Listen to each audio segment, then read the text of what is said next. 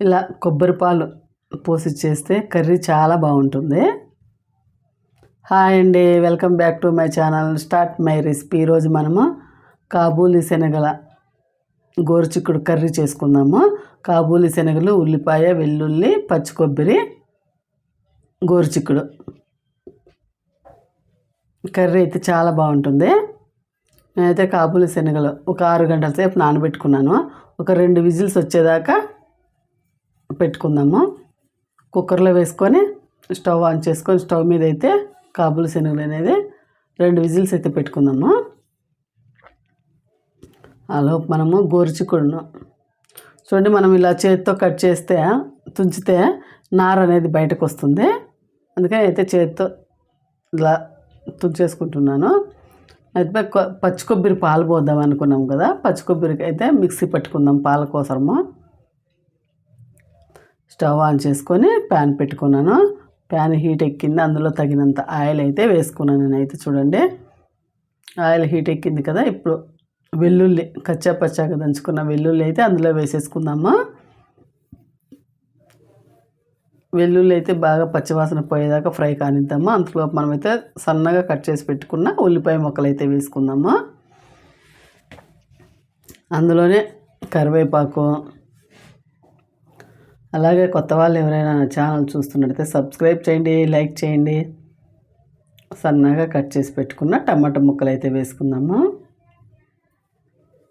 టమాటాలు, ఈ ఉల్లిపాయ ముక్కలు ఫ్రై కానిద్దాము. మెత్తబడేదాకా ఉడికించుకుందాం. టమాటాను అయితే మూత పెట్టుకొని ఫ్రై చేసుకుంటే తొందరగా మెత్తబడుతుంది టమాటా. ఆ లోపు నేనైతే మిక్సీ పట్టేసుకున్నాను కదా, కొబ్బరి పాలు అనేది తీసేసి పెట్టేసుకుందాము. చూడండి, నేనైతే ఫిల్టర్ చేసుకున్న దాంట్లోకి ఈ కొబ్బరి పాలను అయితే కొద్దిగా వాటర్ వేసి మిక్సీ పట్టుకున్నాను. చూడండి, ఇలా ఈజీగా వచ్చేసినాయి బయటకైతే పాలు. ఇలా ప్రెస్ చేసుకొని తీసుకుంటే ఇంకా ఏమన్నా పాలు ఉంటే వచ్చేస్తున్నాయి అనేసి నేను ఇలా ప్రెస్ చేశాను. ఈ కొబ్బరి పాలు ఎంతో హెల్దీ, టేస్ట్ కానీ బాగుంటుంది. ఇప్పుడు మనమైతే మూత తీసి చూద్దాము. టమాటాలు అయితే బాగా మెత్తపడిపోయినాయి.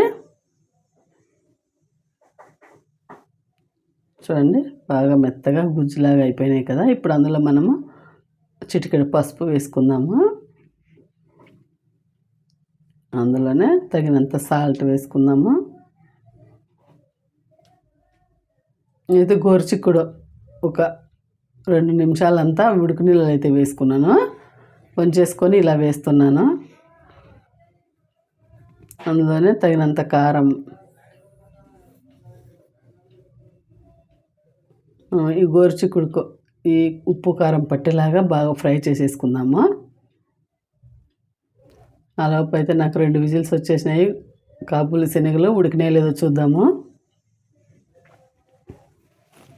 నేనైతే చాలాసేపు నానబెట్టుకున్న 6 గంటల సేపు కాబట్టి మెత్తగానే ఉన్నాయి. చూడండి, 2 విజిల్కే బాగా ఉడికిపోయినాయి. ఉడికిన ఈ కాబూలి శనగలు అయితే మనమైతే అందులో వేసేసుకుందాము. మనం ఉడకబెట్టుకోవడము ఇవంతా రెడీ చేసుకొని పెట్టుకుంటే తొందరగా అనేది కర్రీ అనేది అయిపోతుంది, ఇంట్లో తొందరగా చేయాలనుకున్నప్పుడు. ఇప్పుడు ఇందులో వేసేసుకుందాం. మనమైతే ఉడికించిన కాబూలి శనగలను మనము నీళ్ళుగా వేసేసుకుందాము. ఉడికించి పెట్టుకున్న నీళ్ళు మొత్తం వేసేసుకున్నామంటే మళ్ళీ మనం సపరేట్గా నీళ్ళు పోయకుండా సరిపోతుంది అన్నట్టు. అందులోనే ఒక 1/2 టీ స్పూన్ ధనియా పౌడరు వేసుకున్నాను. ఒకసారి కలిపేసుకుందాము. మూత పెట్టుకొని ఒక 5 నిమిషాలు అయితే ఉడికించుకుందాము. చూడండి, బాగా ఉడికింది. ఒకసారి అయితే కలుపుకుందాం మనము. చపాతీలోకి, దోశలోకి చాలా బాగుంటుంది ఈ కర్రీ అయితే. కొద్దిగా అంతా గరం మసాలా వేసుకుందాము. మనం కొబ్బరి పాలు తీసి పెట్టుకున్నాం కదా, అవి ఇందులో వేసేసుకుందాము. గరం మసాలా అన్నది అది మీ ఇష్టము, అయితే వేస్తున్నాను. కొద్దిగా స్వీట్ ఉంటుందనేసి నేనైతే గరం మసాలా వేసాను. చూడండి, ఎంతో టేస్ట్గా, ఎంతో ఈజీగా చేసుకుంటే కాబూలి శనగల గోరుచిక్కుడు కర్రీ అయితే చాలా బాగా వచ్చింది. కొద్దిసేపు ఫ్రై కానిద్దాము. లాస్ట్లో కొత్తిమీర వేసుకొని స్టవ్ అయితే ఆపేసుకుందాము. ఎంతో టేస్ట్గా హెల్తీగా కాబూలీ శనగలు గోరుచిక్కుడు కొబ్బరి పాలు పోసి చాలా బాగా వచ్చింది కర్రీ అయితే. దోశలేకైనా చపాతీలేకైనా చాలా బాగుంటుంది. అలాగే ఈ గోరుచిక్కుడు కాబూలీ శనగల కర్రీ మీకు నచ్చినట్లయితే సబ్స్క్రైబ్ చేయండి, లైక్ చేయండి, కామెంట్ అయితే పెట్టండి ఎలా వచ్చిందనేసి.